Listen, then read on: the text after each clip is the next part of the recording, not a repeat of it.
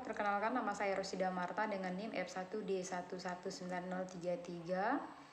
Saya dari Prodi Teknik Pertambangan, Fakultas Sains dan Teknologi Universitas Jambi. Baiklah, kali ini saya akan membahas mengenai analisis proksimat, di mana saya akan membahas beberapa poin, yaitu yang pertama, apa itu analisis proksimat. Yang kedua, jenis-jenis dari analisis proksimat. Yang ketiga, alat yang digunakan dalam analisis proksimat. Yang keempat, manfaat analisis proksimat pada dunia pertambangan. Yang kelima yaitu langkah atau cara-cara melakukan analisis proksimat. Baiklah, langsung saja kita membahas mengenai apa itu analisis proksimal.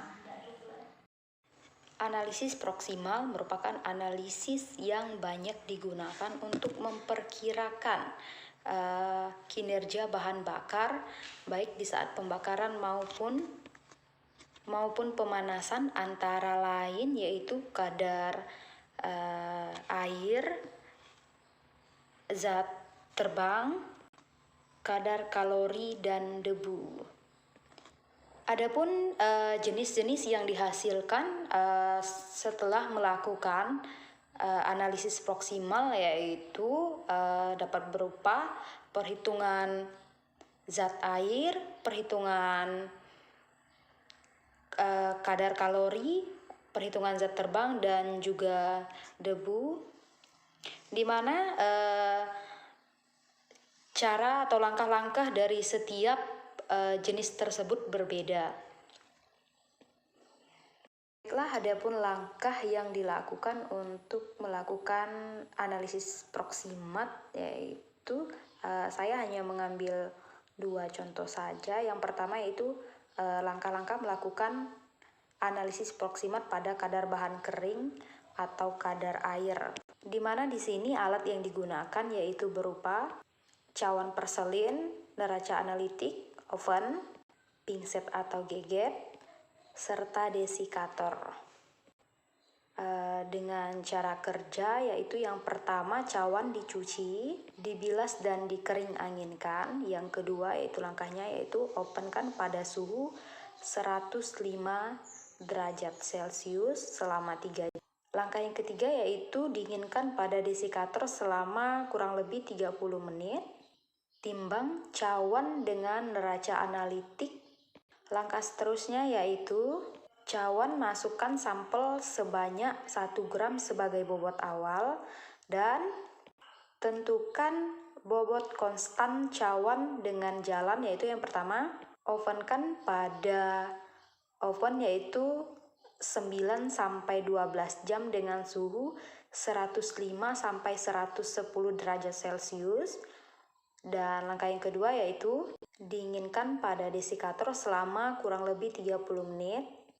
Dan langkah seterusnya yaitu timbang sebagai bobot akhir untuk meyakinkan bobot dapat ditimbang kembali, dapat diovenkan kembali seperti langkah-langkah yang di atas, dan ovenkan selama kurang lebih 2 jam dengan suhu 135 derajat Celcius, kurang lebih 2 derajat Celcius, kemudian ditimbang.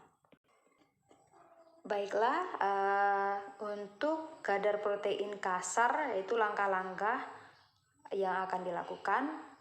Baiklah, sebelum menjelaskan langkah-langkahnya, saya akan menjelaskan alat yang digunakan dalam kadar protein kasar. Alat yang digunakan yaitu dapat berupa labu jelda, neraca analitik, butiran gelas, alat destruksi, corong penyaring, labu ukur, gelas ukur, Erlenmeyer, alat destilisasi, dan buret. Di mana di sini juga menggunakan zat kimia, di mana zat-zat kimia yang digunakan yaitu dapat berupa asam sulfat pekat, natrium hidroksida 50%, asam borak sebanyak 2%, asam klorida sebanyak 0,1, tablet katalis, bromokiselgen, metrilet.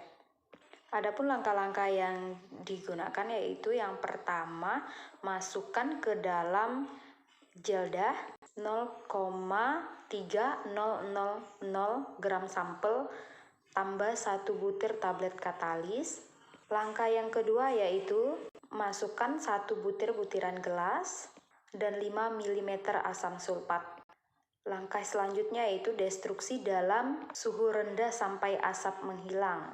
Langkah selanjutnya yaitu suhu dinaikkan dan didisfusi sampai jernih. Langkah selanjutnya yaitu dinginkan dan bilas labu dengan aqueous sebanyak 5 mm.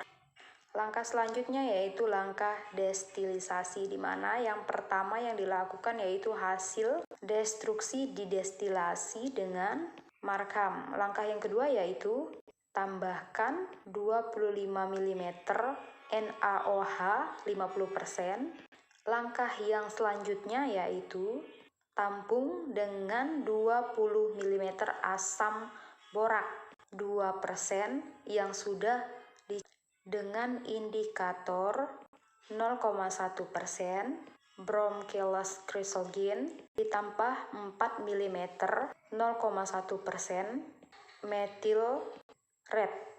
Langkah selanjutnya yaitu destilisasi dihentikan setelah tertampung 50 ml dan langkah seterusnya yaitu bilas ujung kondensor. Dan langkah seterusnya yaitu fase titrasi, di mana titrasi hasil destilisasi dengan asam sampai titik akhir titrasi. Manfaat dari analisis proximat dalam dunia pertambangan yaitu lebih tepatnya pada dunia pertambangan batu bara, di mana analisis proximat digunakan untuk mengkuantifikasi nilai moisture atau kadar air yang dikandung oleh batu bara, baik kadar air pada permukaan, free moisture, atau kadar air bawaan, inhaled moisture.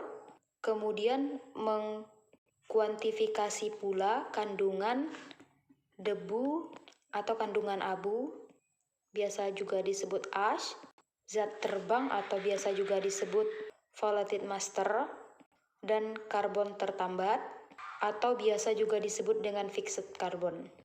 Dalam menghitung kadar air bawaan secara garis besar adalah dengan membakar sampel batu bara kurang lebih 1 gram yang telah digerus kira-kira sebesar 20 mesh. Masukkan sampel tersebut ke dalam oven dengan suhu 105 derajat Celcius sampai 110 derajat Celcius selama kurang lebih 1,5 jam dengan asumsi bahwa air dari batu bara tersebut telah menguap semua setelah dipanaskan dengan suhu 105 derajat Celcius sampai 110 derajat Celcius. Adapun komponen analisis proximat lainnya yaitu menghitung kadar abu atau kandungan abu. Secara garis besar sama caranya dengan menghitung kandungan air bawaan. Tetapi suhu yang digunakan lebih tinggi daripada suhu yang digunakan pada saat melakukan analisis proximat pada kandungan air bawaan, di mana